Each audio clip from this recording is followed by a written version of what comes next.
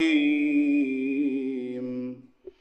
الله الرحمن الرحيم هو الله الذي لا إله إلا هو عالم الغيب والشهادة هو الرحمن الرحيم.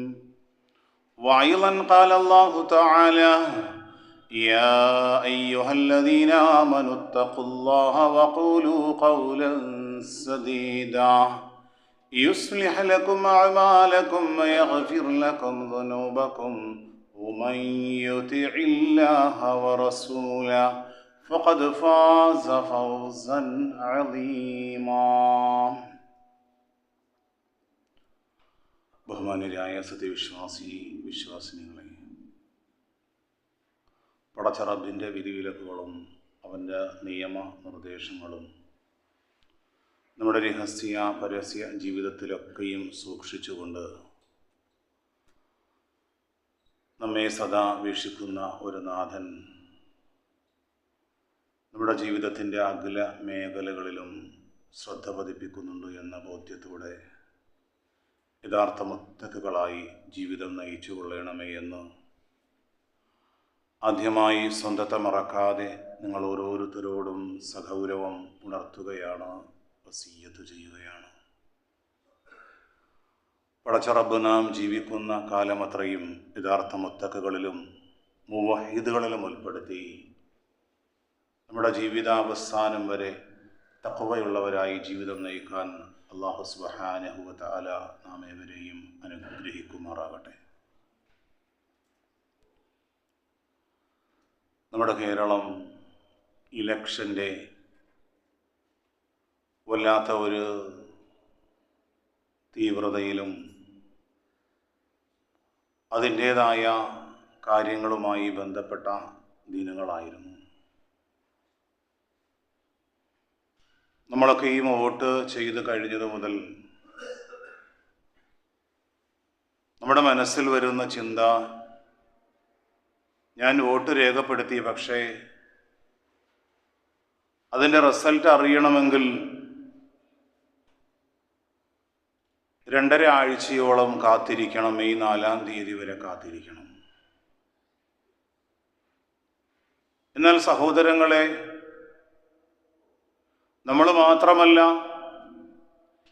ഇതിനു വേണ്ടി അഹോരാത്രം പണിപ്പെട്ട, രാത്രിയും പകലും ഇതിനു വേണ്ടി അധ്വാനിച്ച ഒരുപാട് വീടാന്തരം ഓരോ മനുഷ്യരെയും കണ്ട് വോട്ട് ചോദിച്ച സ്ഥാനാർത്ഥികൾ പോലും അവർക്കും അറിയില്ല ഇതിനെക്കുറിച്ചിട്ടുള്ള കൃത്യമായ ഒരു അറിവ്.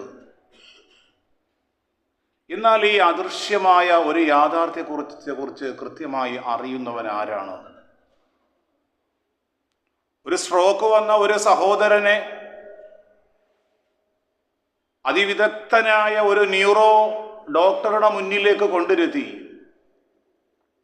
അയാൾ മുന്നിലുള്ള ചില യാഥാർത്ഥ്യങ്ങളും നിഗമനങ്ങളും വെച്ച് പരിശോധന നടത്തിയതിനു ശേഷം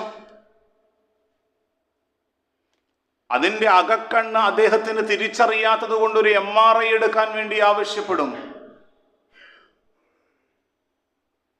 അയാളുടെ ആന്തരികമായ അവയവത്തിന് എന്താണ് സംഭവിച്ചത് എന്നതിനെക്കുറിച്ച് എത്ര അതിവിദഗ്ധനായ ഒരു ഫിഷഗ്വരനാണെങ്കിലും ശരി, ഒരു MRI എടുത്തിട്ടാണ് അതിൻ്റെ പ്രശ്നങ്ങളും പ്രതിസന്ധികളും ഒക്കെ അദ്ദേഹം തിരിച്ചറിയുന്നത്. നമ്മുടെ നാട്ടിൽ അല്ലെങ്കിൽ വളരെ സുപ്രധാനമായ ഒരു സ്ഥാപനത്തിൽ ഒരു മോഷണം നടന്നു. ക്യാമറകളെല്ലാം മറച്ചു വെച്ചുകൊണ്ട്, തെളിവുകളെല്ലാം അപ്രസക്തമാക്കിക്കൊണ്ട് അതിവിദഗ്ധനായ ഒരു മോഷ്ടാവ് മോഷണം നടത്തുമ്പോഴും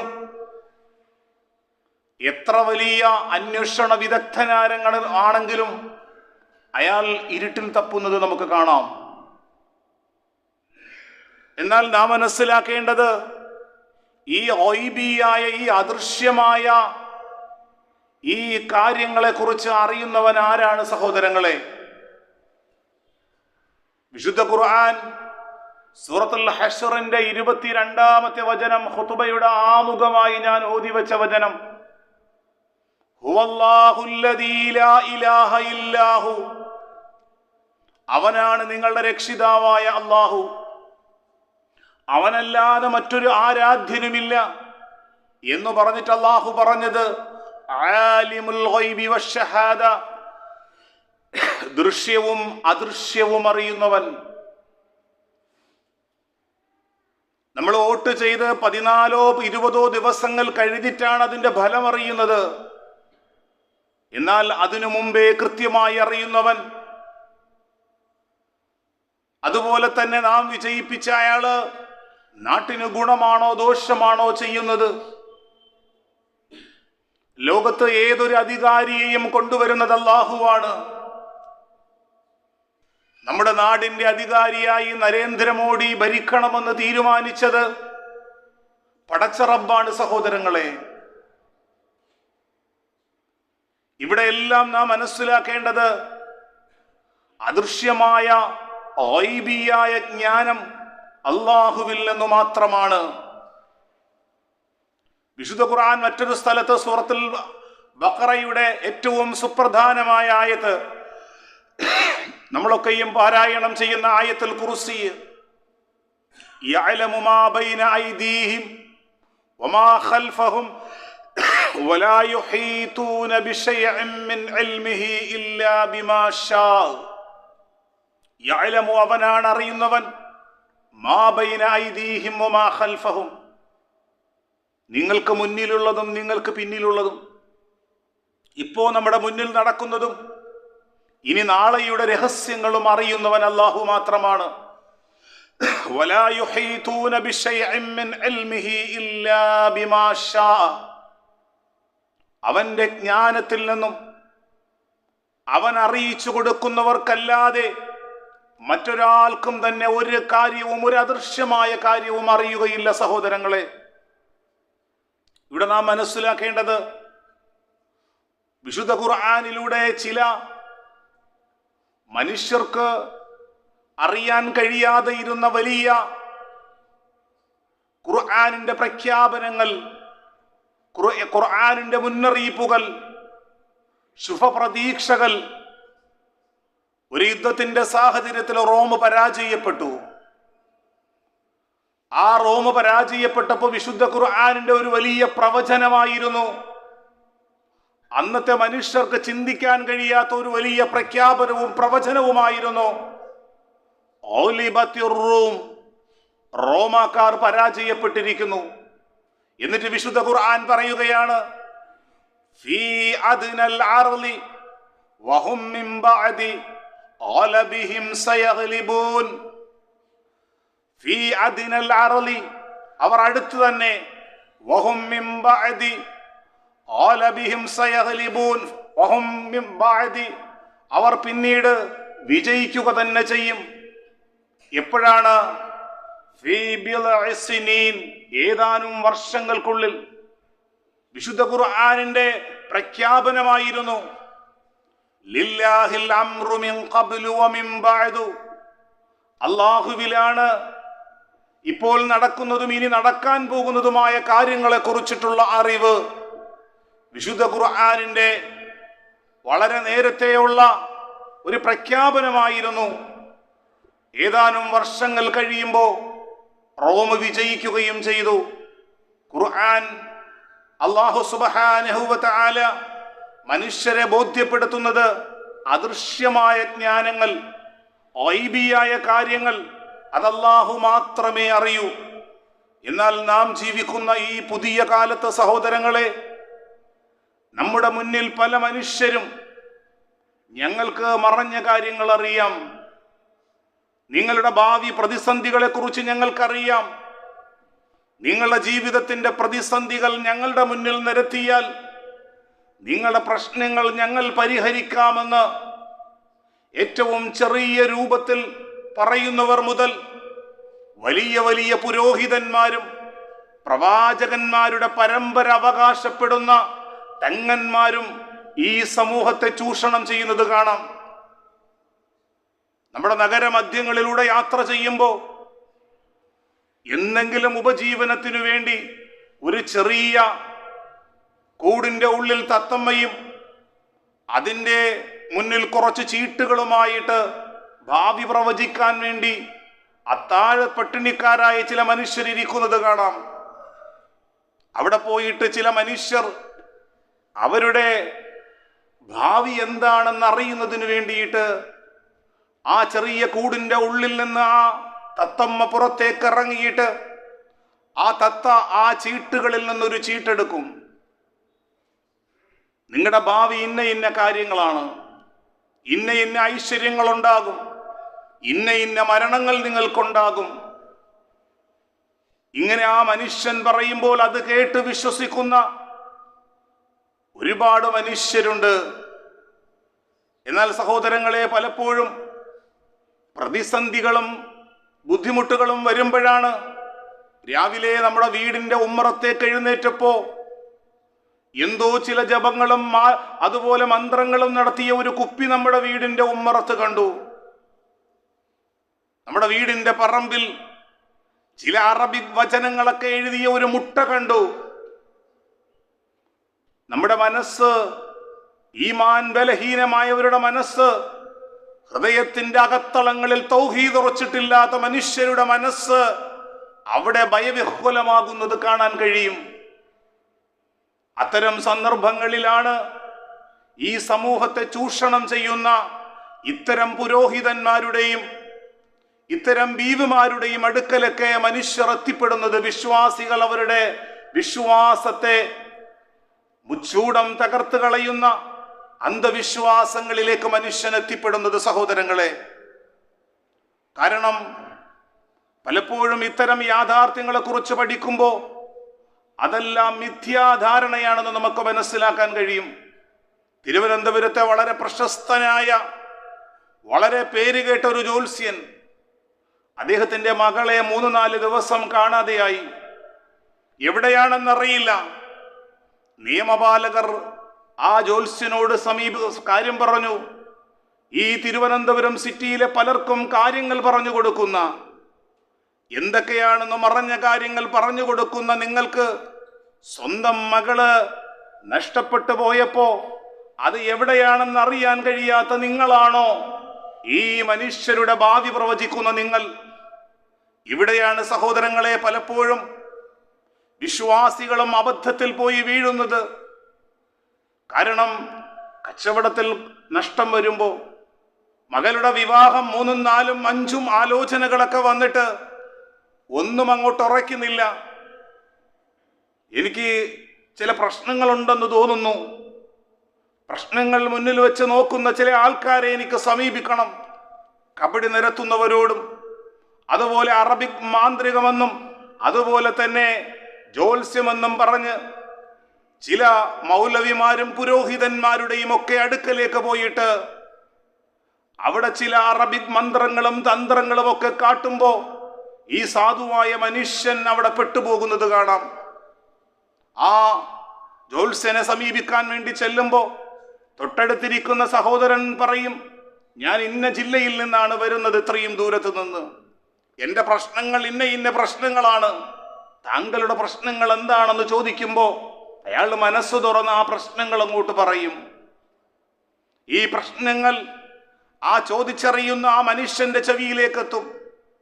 അവിടെ മുന്നിലേക്ക് പോയിരിക്കുമ്പോഴേ താങ്കൾക്ക് ഇന്ന പ്രശ്നങ്ങളുണ്ട് എന്ന് ആ മനുഷ്യൻ ഇങ്ങ് പ്രവചനം നടത്തുമ്പോൾ എൻ്റെ മനസ്സിൻ്റെ ഉള്ളിലെ രഹസ്യങ്ങളൊക്കെ ഈ മനുഷ്യൻ അറിയുന്നല്ലോ എന്ന് മനസ്സിലാക്കി തൻ്റെ ഈമാനും വിശ്വാസവും പണയം വെച്ച് ആ മനുഷ്യൻ പറയുന്നതൊക്കെ വിശ്വസിക്കും.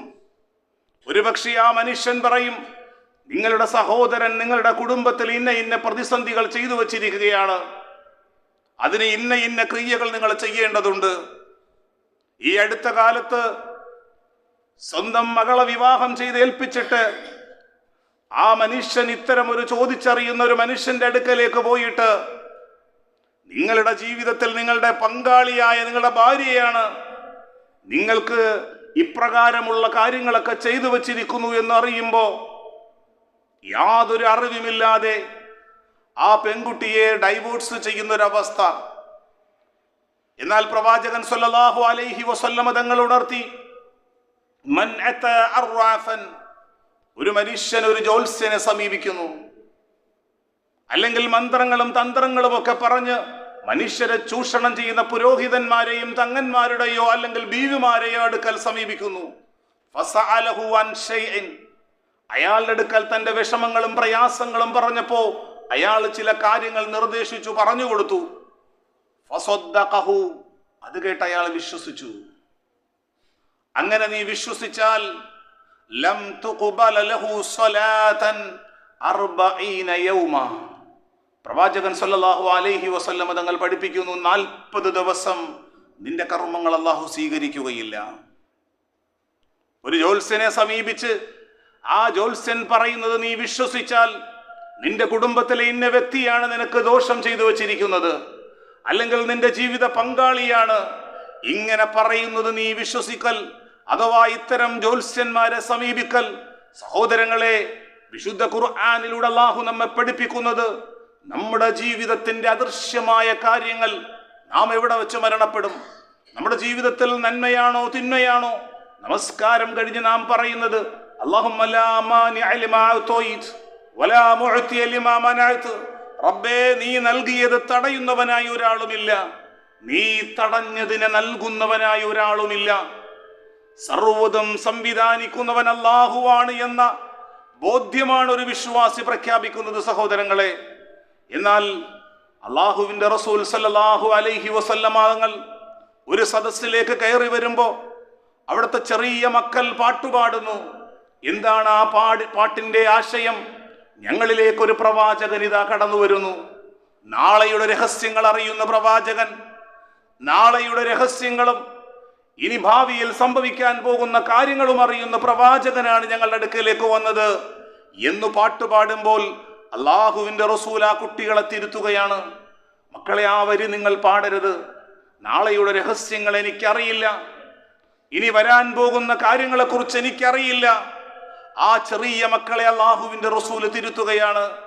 ആ പ്രവാചകനിൽ അവതരിക്കുന്ന വിശുദ്ധ ഖുർആനിലൂടെ അള്ളാഹു നമ്മെ പഠിപ്പിക്കുന്നത് സൂറത്തുൽ അഅറാഫിന്റെ 188-ാമത്തെ വചനം, ഖുൽ നബിയെ പറയുക, ലാ അംലികു ലിനഫ്സി നഫ്അൻ വലാ ളുറ, അള്ളാഹുവിന്റെ റസൂല് പറയുകയാണ്, എന്റെ ശരീരത്തിന് ഉപകാരം ചെയ്യാനോ ഉപദ്രവം ചെയ്യാനോ, എന്റെ ശരീരത്തിലേക്ക് എനിക്ക് ഒരു ഉപദ്രവമോ ഉപകാരമോ കടന്നു വന്നാൽ അതിനെ തടയാനോ അതിനെ തടഞ്ഞു നിർത്താനോ എനിക്ക് കഴിവില്ല, ഇല്ല മാഷാ അല്ലാഹ്, അള്ളാഹു ഉദ്ദേശിച്ചാലല്ലാതെ. എന്നിട്ട് അള്ളാഹുവിന്റെ വിശുദ്ധ ഖുർആനിലൂടെ പ്രവാചകനിലൂടെ നമ്മെ പഠിപ്പിക്കുന്നത്, വലൗ കുന്തു അഅലമുൽ ഗൈബ്, എനിക്ക് മറഞ്ഞ കാര്യങ്ങൾ അറിയാമായിരുന്നുവെങ്കിൽ, എനിക്ക് നാളെയുടെ രഹസ്യങ്ങൾ അറിയാമായിരുന്നുവെങ്കിൽ, ലസ്തക്സർതു മിനൽ ഖൈർ, ധാരാളം നന്മകൾ ഞാൻ നേടുമായിരുന്നു. ഇന്ന സ്ഥലത്ത് അപകടമുണ്ടാകും, ഞാൻ അവിടേക്ക് പോകില്ല. ഇന്ന ദിവസം ഇന്ന പ്രശ്നമുണ്ടാകും, ഞാൻ അവിടേക്ക് തിരിയില്ല. അങ്ങനെ എനിക്ക് ധാരാളം നന്മകൾ നേടാമായിരുന്നു. എന്നിട്ട് പ്രവാചകൻ പറഞ്ഞു, വലൗ കുന്ത അഅലമുൽ ഗൈബ, എനിക്ക് മറഞ്ഞ കാര്യങ്ങൾ അറിയുകയില്ല. അങ്ങനെ അറിയുമായിരുന്നുവെങ്കിൽ ലസ്തക്സർതു മിനൽ ഖൈർ, നന്മകളിൽ നിന്ന് എനിക്ക് ധാരാളം നേടിയെടുക്കാൻ പറ്റുമായിരുന്നു. വമാ മസ്സനിയ സൂ, എന്നെ തിന്മ ബാധിക്കുകയില്ലായിരുന്നു. പിന്നെ ഞാൻ ആരാണ്? ഇൻ അന ഇല്ലാ നദീറും വബശീർ, ഞാൻ മുന്നറിയിപ്പ് നൽകുന്നവനും, സ്വർഗത്തെ കൊണ്ടുള്ള മുന്നറിയിപ്പും നരകത്തെ കൊണ്ടുള്ള മുന്നറിയിപ്പും സ്വർഗം കൊണ്ട് സന്തോഷ വാർത്ത അറിയിക്കുന്ന വ്യക്തിയുമാണ്. ലഖൗമി യുഅ്മിനൂൻ, അല്ലാഹുവിൽ വിശ്വസിക്കുന്ന ജനതക്ക്. അഥവാ ഒരു വിശ്വാസിയുടെ പ്രഖ്യാപനം അഷ്ഹദു അല്ലാ ഇലാഹ ഇല്ലല്ലാഹ്, അല്ലാഹു അല്ലാതെ മറ്റൊരു ആരാധ്യനില്ല, വഹ്ദഹു, അവൻ ഏകനാണ്, ലാ ശരീക ലഹു, അവനൊരു പങ്കാളികളുമില്ല.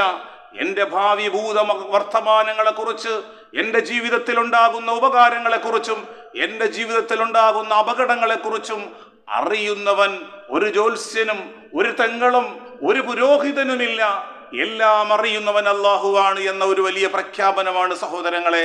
വിശുദ്ധ ഖുർആനിലൂടെ അല്ലാഹു അതാണ് നമ്മെ പഠിപ്പിക്കുന്നത്.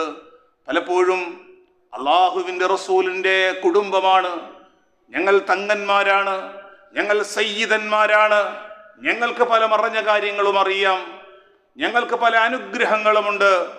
അള്ളാഹുവിന്റെ ഖജനാവുകൾ അവരുടെ കരങ്ങളിലാണ് എന്ന രൂപത്തിൽ സമൂഹത്തിൽ പലരും തെറ്റിദ്ധരിച്ചുകൊണ്ട് ഞങ്ങളുടെ കട താങ്കൾ വന്ന് തന്നെ ഉദ്ഘാടനം ചെയ്യണം, ഇതിന്റെ ആദ്യ വിൽപ്പന താങ്കൾ നടത്തണം.